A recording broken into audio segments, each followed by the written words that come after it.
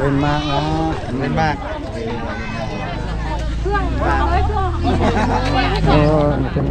เป็นผ้าห่มนะครับเนาะลายแล้วก็เป็นมีเก็ดมีเนาะตัวนี้มีผ้าห่มครบขนาดมันเป็นเข่าเนาะเอามึงมีเมียแล้วมึงนอนกอดกับเมียมึงเด้อมาห้องไม่นี่เด้อใครมึงก็มีเมียแล้วมึงมากับกูเด้อทีมงานก็ตลกดีเนาะทีมงานเราโอ้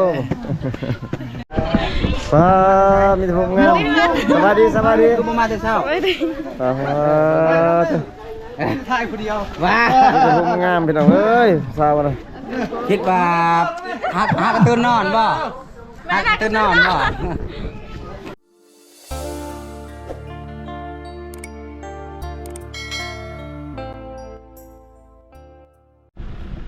ทักทายสบายดีพ่อแม่พี่น้อง FC ฝั่งลาวฝั่งไทยนะพี่น้องเนาะก็ยินดีต้อนรับ FC เข้าสู่ช่องบ่าวผู้ไทยคือเก่าเด้อพ่อแม่พี่น้องเนาะมื้อนี้ก็ทีมงานมาเป็นสะพานบุญเนาะพี่น้องเนาะกับผู้ละทางทีมงานเพิ่นมาแจกเครื่องพี่น้องเว้ยFC เพิ่นมาจากวังเวียงพี่น้องเว้ยก็มื้อนี้ก็มากับเบาโกยพี่น้องเว้ยแล้วก็เบาไก่คนทำมาหากินพี่น้องเว้ยเนาะเพิ่นมาแจกเครื่องประมาณ 3-4 คันรถนี่ล่ะพี่น้องเว้ยหลายพี่น้องคนก็หลายอยู่หมู่บ้านนี่เนาะพี่น้องเนาะรถก็หลายพี่น้องเป็นเครื่องนุ่งแล้วก็เป็นเครื่องข้าวสารอาหารแห้งนี่พี่น้องเนาะหลายพี่น้อง3คันรถ4คันรถพี่น้องเครื่องเต็มเลยพี่น้องมีทั้งยาคูแน่แล้วก็มีทั้งทีมงานเพิ่นล่ะพี่น้องเป็นสิมาแจกเครื่องโอ้หลายพี่น้องทั้งชาวบ้านก็หลายพี่น้องหมู่บ้านตากอเนาะพี่น้องเนาะก็สิได้แจกในหมู่บ้านนี่พี่น้อง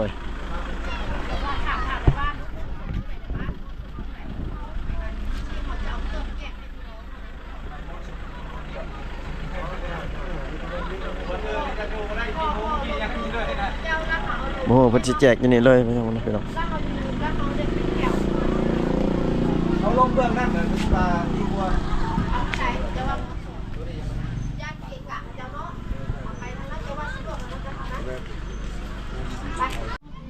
พอถามเอาครอบครัวน้ำเจ้าดิจับบ้วนครอบครัวเอากับจัดมาสำนันชาผู้นั้นผู้เดียวเอาอยู่ตลอดมันผู้ได้ครอบครัวได้แล้วกันลบเจ้าผู้ที่เอาจดไปดิเอาเป็นครอบครัวแล้วสบายครอบครัวเท่านั้นมาเอาไปครอบครัวเท่านี้มาไปมูลค่าเป็นระบบโอเคเด้อสบายแล้วหมดแต่ถามอะไรครับผมนะครับผม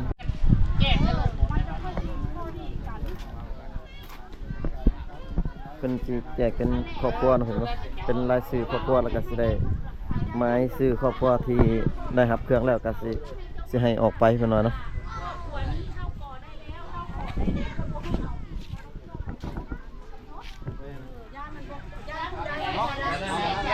แล้วมากอกอะไรที่เปิดคนเลย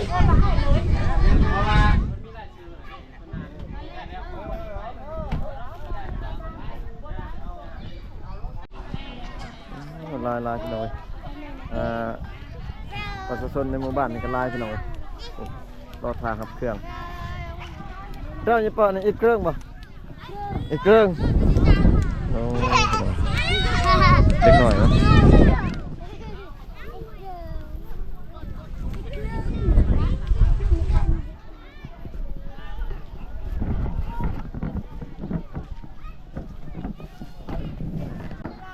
ก็ลายเติมนะเต็มรถ3-4 คันรถพี่น้องเพิ่นก็เดินทางมาไกลพี่น้องมาพุ่นละไกลพี่น้อง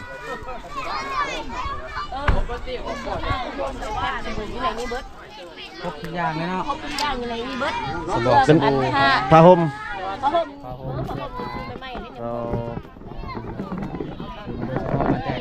ซื้อมันแจ้งโดยเฉพาะเลยมีเข่าน้ำเนาะมีข้าวน้ำเอาพี่น้องข้าวสารอาหารแห้งข้าวสารอาหารแห้งเป็นเครื่องนุ่งเครื่องอะไรแต่ว่าอย่าซื้อลืมสวัสดีเด้อสวัสดีโอ้ ข้าวมีแต่ข้าวเนาะเนาะ ข้าวกับเครื่องนุ่ง ข้าวเครื่องนุ่งพี่น้องเอ้ย สบายดีทางทีมงานเพิ่นเด้อสบายดีเด้อทีมงานของเพิ่นทุกคนเลยเนาะ เอาลูกบนนี้เข้านี่เอาลูกบน เจ้าบ่เจ้ามาบ่คนลูกให้เจ้าพ่อมาแล้วเข้าให้เรายังให้เราไปก็ไปแม่นเพราะว่าสินางวามนะเฮ็ดบ่ให้กับเจ้าเข้าทางนั้นออกนี้ก็ได้ กับแม่ถึงได้ หรือว่าเข้าทางนี้ออกทางนั้นก็ได้สุดแล้วแต่ ตรงนั้นให้ตัวนี้ให้เดี๋ยวก็ไปทีนั้นมันจะค่อยชีได้ด้วยแต่ลูก เด็กน้อยแล้วค่อยเด็กน้อยมาเอา นี่เครื่องนี้น้อยจังดูพวกนี้หรือตัวนี้เป็นโฮมนั้นสุดยอดนั่นแหละ แบ่งปันความสุขเล็กน้อยเนาะทุกคน เจ้าก็เอิ้นภาษาเจ้าแหละเอิ้นคันเจ้ามาแต่ละชื่อมาเอาเอิ้นมาแต่ละครอบครัวเอิ้นมาแต่ละครอบครัวครอบครัวนึงอันนึงครอบครัวนึงอัน แล้วทางนี้ก็ซีให้ทางนี้ก็ให้แล้ว เจ้าครอบครัวก็อยู่เจ้าครอบครัวอยู่บ้านจ้ะลายบ่ ล้านเลยอันนี้ก็10 ล้านแล้วเนี่ย ยังหาพิษพลาดแต่มาจด จะผิดพลาดเอง ยันจนบุกคุก แก้ไขน้ำกันเพิ่น เออ ช่วยกัน ผู้ได้ผู้บ่ได้ นั้นนะโอ้เขาไรลืมจดรู้สมัง แม่นแล้วผู้ได้ผู้บ่ได้โอ้เครื่องลายๆพี่น้อง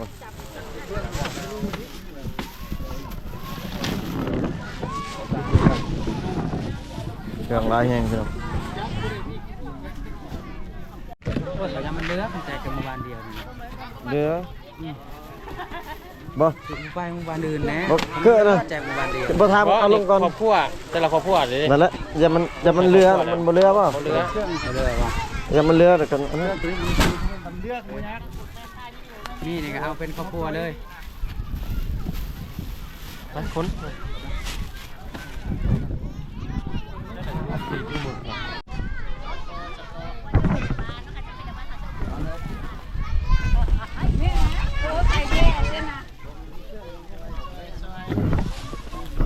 ลงสวยกันพี่น้องเอ้ย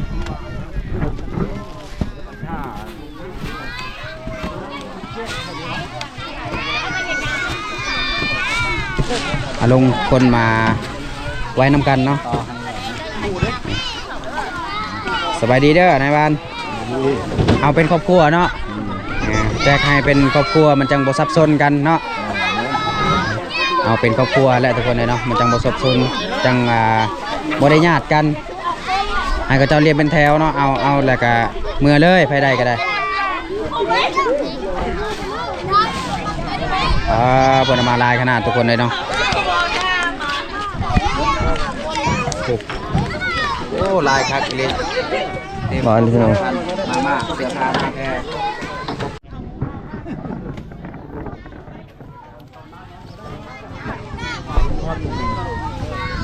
เล่นมากนะเล่นมาก เ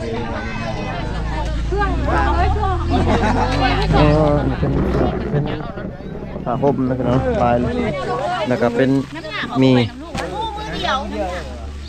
เก็ดมีเนาะ ไม่เหมือนมีเจ้าสาวบ่ เพราะนั้นมันเป็นเขาเนาะ บ่หันผู้ยังบ่หันได้จากค เป็น นเขาเป็นเขาเว้ยข้าวสารเนาะข้าวสารอาหารแห้งแล้วก็เครื่องนุ่ง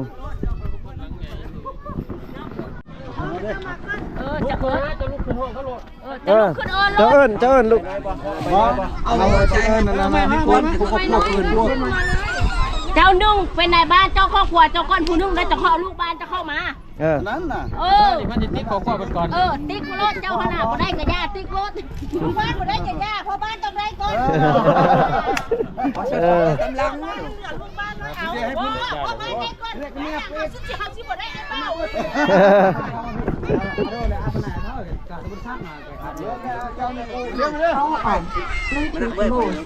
ไอ้อามาห้องมาแต่เจ้าใหม่ซื้อเลยเอาใหม่แล้ว ชื่ออื่นมองให้ลานอย่างนี้เลยว่า เลยว่านี่ มีช่างเนี่ยขอก่อน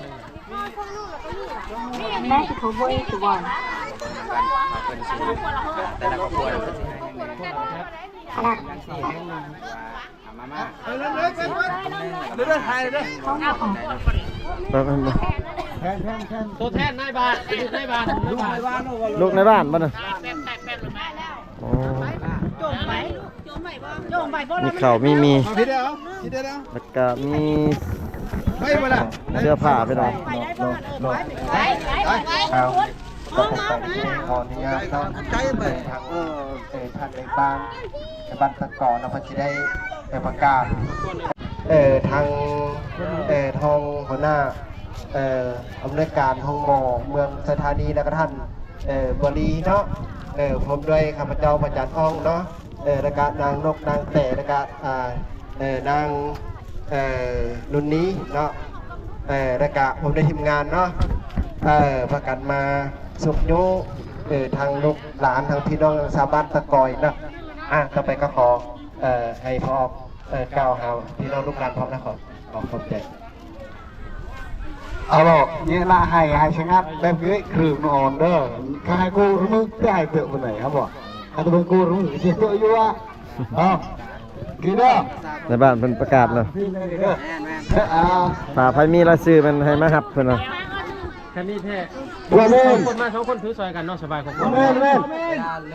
มา2 ค ค รอน บครัว เนาะ พ่อเบนสินะ ให้เขามา2คนก็ได้มาถือเครื่อง 2 คนเต้มาช่วย คือบ่เอาผู้ชายบ่มีบ่ผู้ชายคิดแต่เด็กน้อยมา ว่าใช่ไหมเลย พ่อแม่ไอ้ พ่อ น้อง แม่ นะ แม่ให้มาเอาให้เจ้ามาให้พ่อ นี่ มาละครับพ่อย ให้พ่อให้แม่มาเอา มาได้เนี่ย 2คนเนาะสบายได้เพิ่นให้ช่วย ขอบใจเนาะมัมเอ็ดเนาะ ขอบใจ ขอบใจเพิ่นเลย ขอบใจขอบใจเด้อเด้อเนี่ยเชื่อขอบใจครับ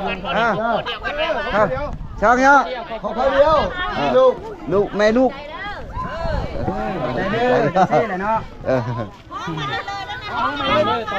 มองกันเนี่ย ไปก็ได้ กันเนี่ย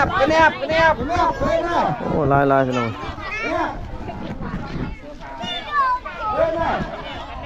ครอบครัวหนึงจะมีข้าวสารแล้วก็ผ้าห่มแล้วก็เครื่องนุ่งแล้วก็มีคือว่ามาแล้วเมื่อกี้นี่ มาทางหน้าพี่ คือว่าเอาเลย คนเชื่อประทับใจเนาะเมื่อกี้นี่เอาของในบ้านนี่เอาของมันเองลูกเอ้ย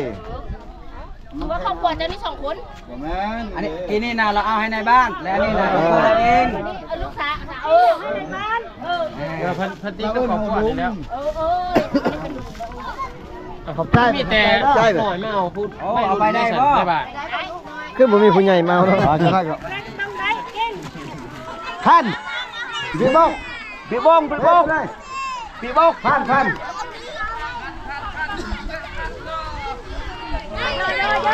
ก็ใจแล้วนะจูได้เปิดโทรโขงเจ้าแล้วว่า เปิดโทรโขงบ้านโลด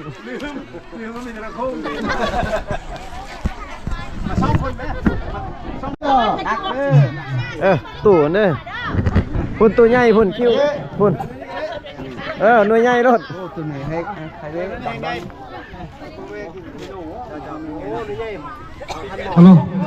โอ้ยว่าไม่ได้นะโอเคพ่อจักจังป่ะลงพ่อจักเป็นไร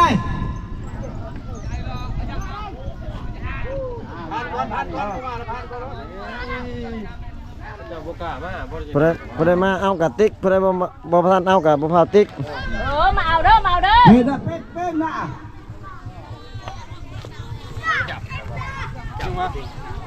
ยังบ่ทันจำ ใจเลยใจเลยได้ พวกหน้าครอบครัวน่ะผัวทางผัวนั่นคือบ่มาเอา ไปให้ไปชวน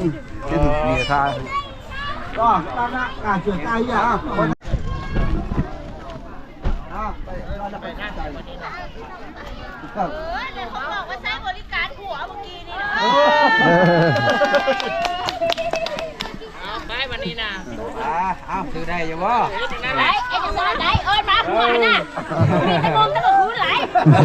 มา ช่างเป็นตาช่าง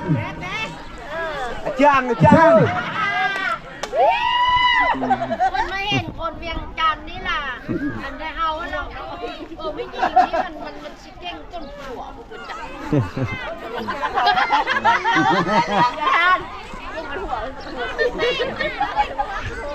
ขนาดหน้าผัวไว้หัวมาน้องนี่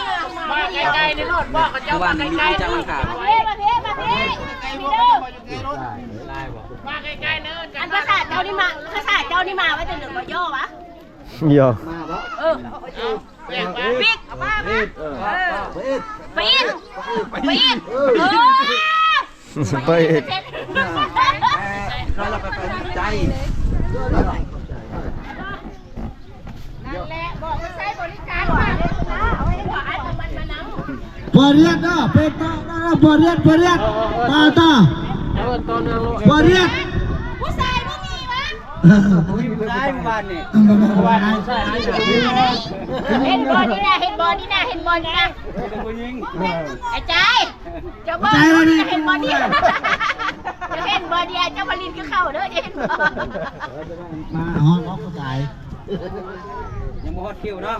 ใจเจอแล้ว ชุมยาเป็นตาเป็นตาเป็นเอาชุมยา แล้วชุบยอดนะเว้ยเนี่ยแล้วก่อนเมียเพโรนเรา ต พ่อ อนคือเราทอดเป็นลานเป็นนมาใกล้ๆแล้วนะพี่ใจเล่าบางออกเลย เอิ้นมาแซงนี่ไง ใจในจู่ช่วยคำตือน้อง ต่ออีกรถเจ้า บอกไว้เลยต่อเลยต่อเลยฮะครอบครัวต่อไปเลย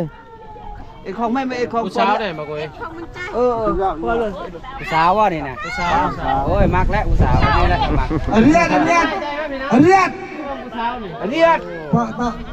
เปิดใจเลย เรียดต่อ ไอ้พวกน่ะน้ามาเอานะ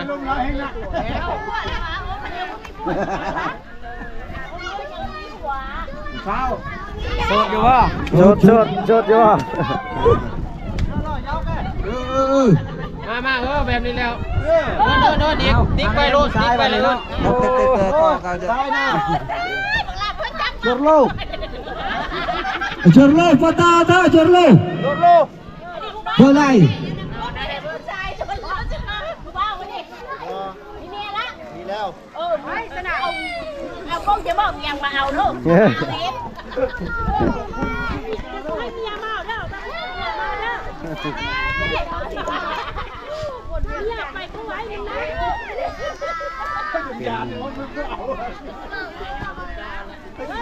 จะได้ชื่อคนนึง เบียงเราต้องย้าย ตัง ปวานเตต้าปวาน เอาวอนเป็นไหม มีแล้วไหนว่าซอกแล้วหนาวแล้ว มาแล้วเคผู้ชายบ่ จอดเลยโอเคผู้ชายเลย คิวผู้ชายมาเนี่ย เคผู้ชายแล้ว ไอ้ผู้ชายกองเรื่องเงินได้เงางามเฮ้ย เป็นบริจาคมันมาขอใจลูก เพื่อนพาร์เตต้าเพื่อนพาร์ มาแล้วรอดโรงแรมจุดแล้วรอดโรงเรียนนักดาวผมเป็นท่านดาวนักดาว ให้กันทุนน้องก็ แมนหมดหรอกมันแมนแล้วตอนนั้นตกใจว่าร วย ไปอ่ะนะจังหวัดเลย รถ อันนั้นนะโอ้ยเจ๊มึงไม่ได้เนาะ ผลเลย มากันมาแม่มาสินะ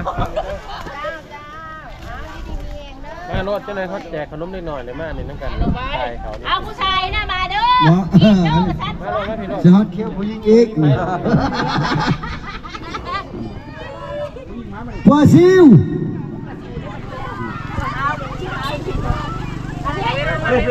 ก็กินมือเย็นไปนะเด้อหลับไปขอบใจเด้อเยอะมากใช่บ้านหรือสบายขอบใจเลยไปคือได้ก็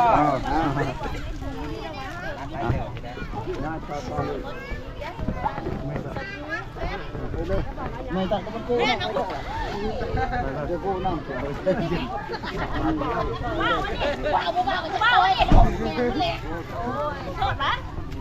ทษเอาเลยเอาเลย เอาไปมาฆ่าก่อน ชื่อให้เล่านี้ เอาเมียเขาเอาเมียเอาบ่ เจ้าหน้าที่ เจ้าประธานเจ้าประธาน เจ้าเอิ้นชื่อเล่าเลย ทากุ้ม ตะโกมเดี๋ยวละไปเลยไปเลยตะโกมมัน ได้เลยเจ้า ไปเอาเลยเอิ้นเลยเอิ้น นี่แล้วก็ผู้สาว ป้ามีแต่ผมงามสวัสดี กูมาแต่เช้า ถ่ายคนเดียว ว้า มีแต่ผมงามพี่น้องเอ้ยสาวนะ คิดว่าฮักกระตุ้นนอนบ่ฮักกระตุ้นนอนบ่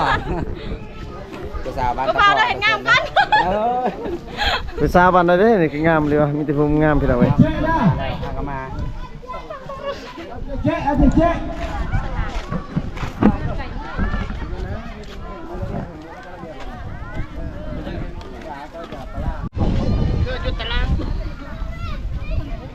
อันนั้นเองยืนนั่ง เข้าเลย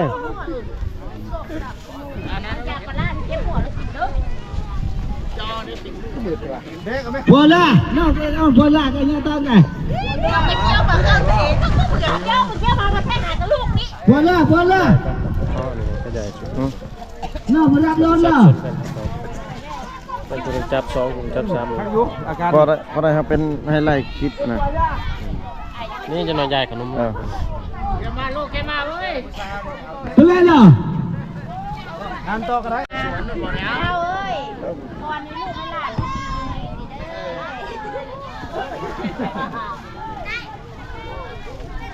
ต้องมีกี่กับพ่อเท่าเด้อ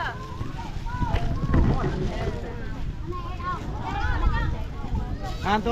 ดี๋ยวมียา ต่อเลย มีอยู่ยาพร้อม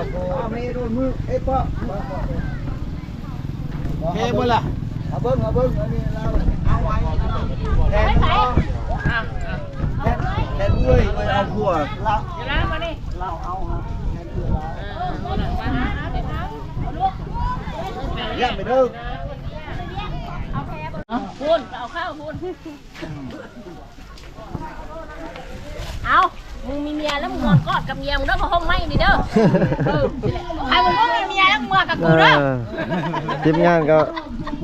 ตลกดีเนาะทีมงานเขาโอ้หยอกไปนำเนาะมีซีซันไปนำ บ้วนนะบ่ แม่นโอ้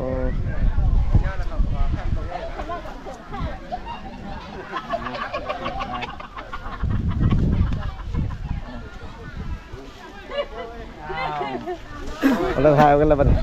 บ่บอกกันเลยบัดนี้เนาะ มียาน้ำเด้ออยู่ในเด้อยาแก้เจ็บหัวเด้อ เจ้าเจ็บแอวแล้วเจ้ากินยาแล้วก็เจ้าสั่งสเต็ปกูรูแล้วนะ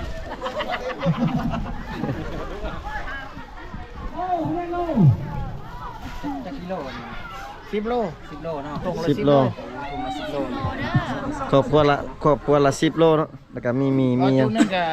5ก็มีข้าวเจ้า อ๋ออั อันนี้ข้าวเหนียว อันนั้นนะถ้าเป็นข้าวเจ้า โอ้พระเจ้า มา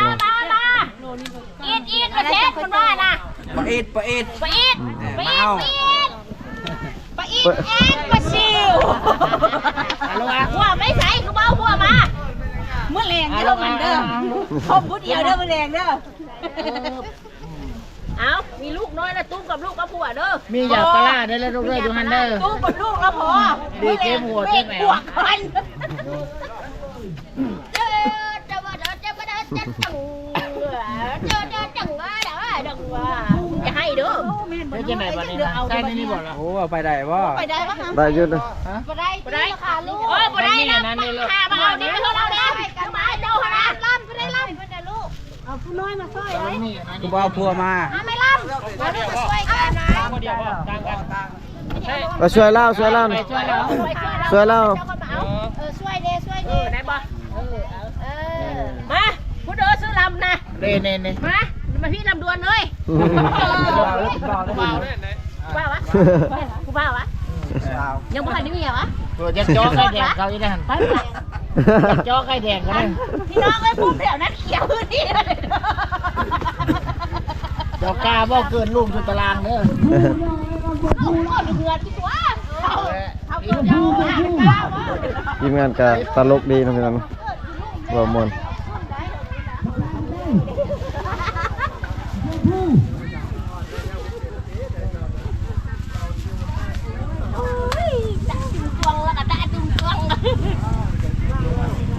ลูกหันโยนแล้วลงย่าง เอาได้บ่ล่ะ เอาได้เป็นไข่แล้วเอาเยอะปลาเขาไปกิน มันไม่อยากจะ ปลาอยู่ข้างเด้อเขากินเด้อ อะไรที่เพื่อได้นี่ ตื่นไม่เพิ่นซ้ายเอาใส่ยืนตื่นเพิ่นซ้าย บดในลูก บดไม่กินเม็ดนึงเป๊กจะเกิน บ่ซ้ำนี่น่ะครึ่งเม็ดนะ พ่อกินแด้แล้ว ซ้ำนี่น่ะครึ่งเม็ดเด้อน้อยจัง ขอเป็นยาที่ยาแก้วได้โปรดได้ผ่ายเอาพี่เอาน้องเด้อลูกให้ชิบุรุษพระเพลแม่นบ่เนาะ ปลาอยู่อันเด้อให้พวกกิน กูแรงแล้วซักสเต็ปกูรู้แล้วซักรถเนี่ย สักยาสเต็ปบลู Semua yang wik. Semua yang wik dah. เป็นไข่แล้วยาวเล่นมันเป็นไข่ รุ่นเดียวเลยเกิดมีห่อเดียว ใช่ละปลาไปเอาเลยจ้าเที่ยวให้ข้าเจ้าทอดหกเขายุ่งในพันโดนต้องคนม้วนนะ Semua sedih dah. Ni tek baik. นี่สิเบิดเลยเด้นี่จะเบิดแล้วบ่เขาปวนจะเบิดบ่ให้ลายบ่ มาใกล้ๆน่ะเล่นกับหัวเนี่ยว่ะ อะไรหัวเจ้าวะ เล่นกับหัว โอ้ตัวหัวพ่อบ่ เอาหัวมาอีกแล้วเด้อ เขาบ่ได้เบิ่งบางทีผมพอบ่ได้ก็มีเลย เจ้าปุ่มเอารถเจ้า ต้องธรรมดามีให้ ได้มันที่เบิดในบ้านเอาก่อนที่ได้เบิดเลย Mood loi. ฮะเอามาหาเอาพี่ ใจยังบ่พอครับ 70ปลาย ก็เครื่องเท่านั้นยังบ่พอ โอ้ยได้อันว่าไป Tunggu Tet. Tah. Oh, tidak boleh, tidak boleh. ทั้งเบิดบ้าน70ปลายครอบครัวเนาะเพราะคัน70ปลายนั่นก็มีตัวเลขแล้ว 70ปลายบ่พอบ่ เครื่องเพิ่นแพ็คมาประมาณ80 พอสักคน Ni kan kok mai duk. ไปช่วย Kok saya dah.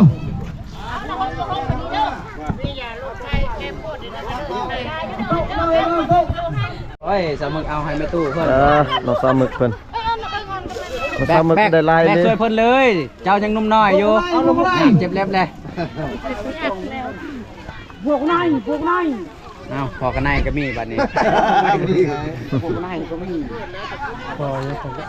พอนูพอกันเลย พอกันในก็มี Oh no, lepas naik.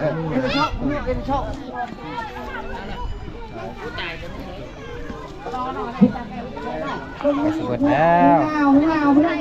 โอ้น่าจะพอดีเลยก็จักคำนวณมาแล้วว่าจากราคาเนาะน่าจะพอดีเลยแหละ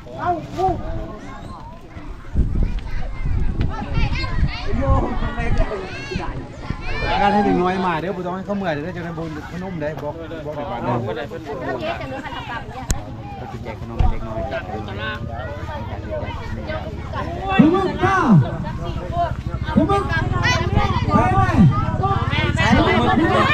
หลังจากเพิ่นแจก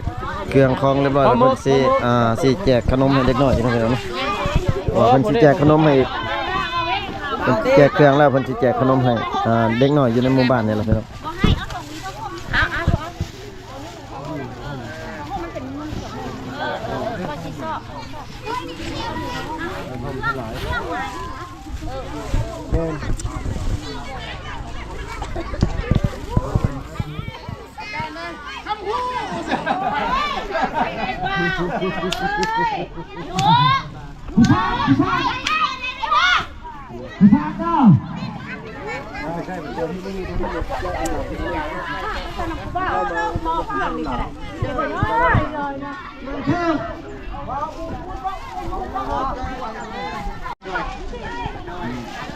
สิเบิดนะ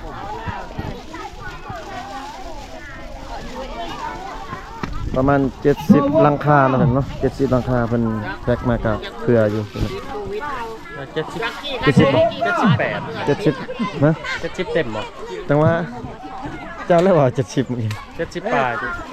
นี่ อายะนี่มาแล้วอายะ Bawak, bawak. โอ้ อ้าวพ พรช่วย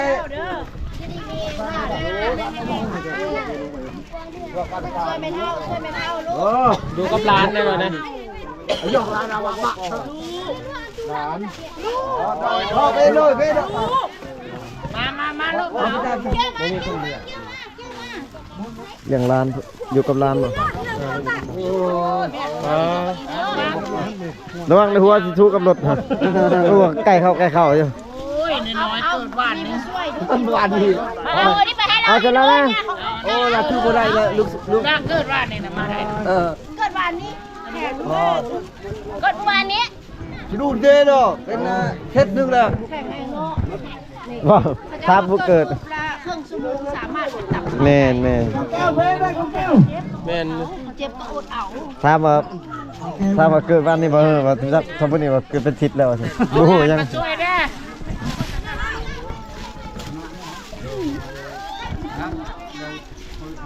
ไปได้ป่ะจังเอา ได้บ่ได้ นั่นได้แม่เอ๊ะจะได้นะเอา โอ้แข็งแห้งใช่ไหม ผมแม่น นั่นละเจอยา มียาผมยาว้าถ้าทำมาทางนี้กัน ใช่เลยเอาใช่ แนะนำบ้านว่าขนาดเพิ่มมาโซ่พ่อแม่รักเป็นไรก็คือไม้ขนมเด้อสิน้อยก็คือเราจะเป็นเนื้อได้อะไรเนี่ย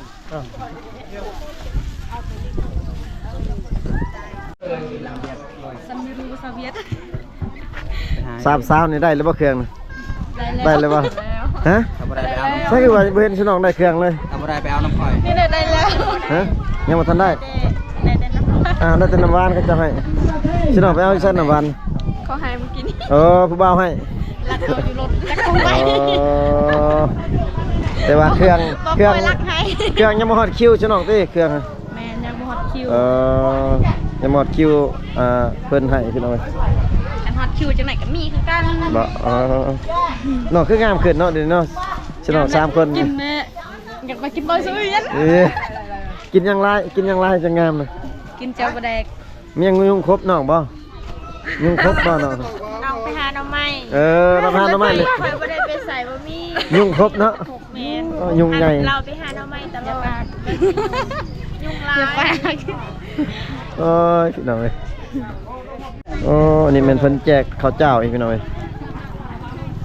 เพิ่นเอาข้าวเจ้าให้เนาะเมื่อกี้นี่เพิ่นให้ข้าวเหนียวก็ยังลายอยู่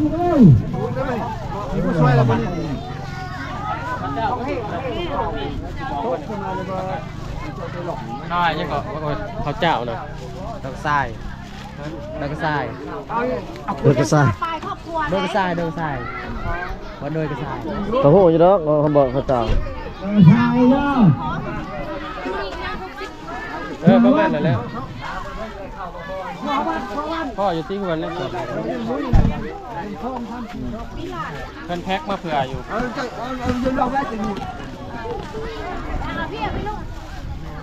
เดินเครื่องบ่พอแต่ว่าเพิ่นบอกเรืออยู่เพิ่นแพ็คมาเรืออยู่พี่น้องเนาะ ต่อไปลังคาได้ยังไง อยู่นี่น่ะ1616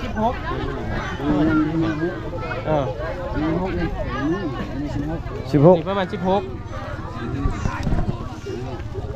หลาย นายเรียกเอานายก็เรียกเอาจังไป ซองทุ่งเลยบอกว่าให้นะทุ่งเดียวไว้นะเขาให้แบบไหนนะยันมันบุพอ เอาอย่างพี่ชอบ ให้ตัว ก็พวกเดียวพวกนึง โอเคเนาะลงไปยาวด้วยดีกันได้ดีเลยแต่ว่าเขาเหลือให้บ้าง ช่วยแล้วนะเฮ้ย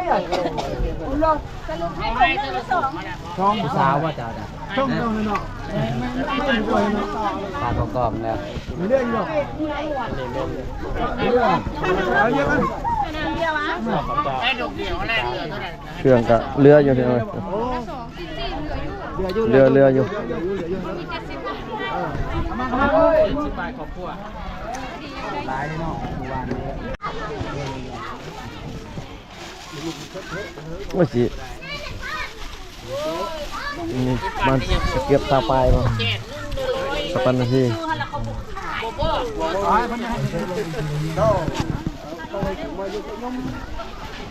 เบ็ดบ้าเราพักลุก รวมเราเป็นต่อ เราแตกนะฮะ ข้าวเจ้า ข้าวเจ้า ตายเด้อยังจะไปแล้วเด้เป็นก้อนเด้อ เดือกระชายเดือกระชายเป็นหนึ่งกินมาหนึ่งกินแพงมาสุก คุณจะเป็นต่อคุณเล่น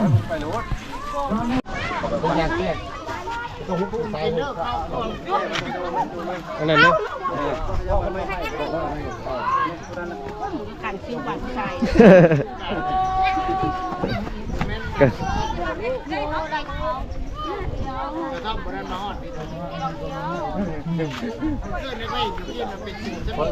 อันนี้เคยนะ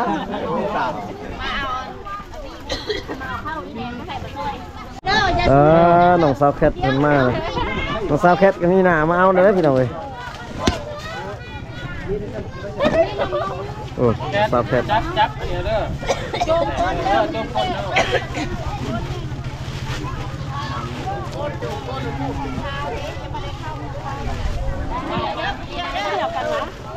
เพิ่นแจกข้าว